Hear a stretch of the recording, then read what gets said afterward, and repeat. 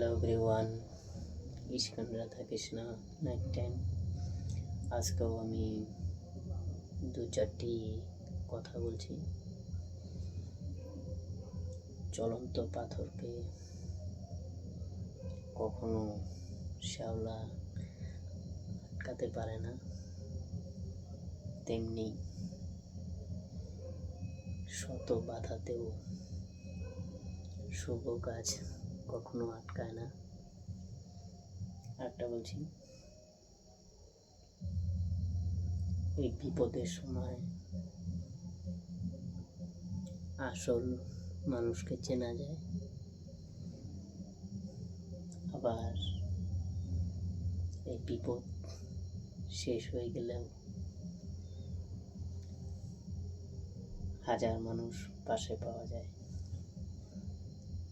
Please ভালো লাগলে like করবা, কমেন্ট করবা। আজকের মতো এটুকুই।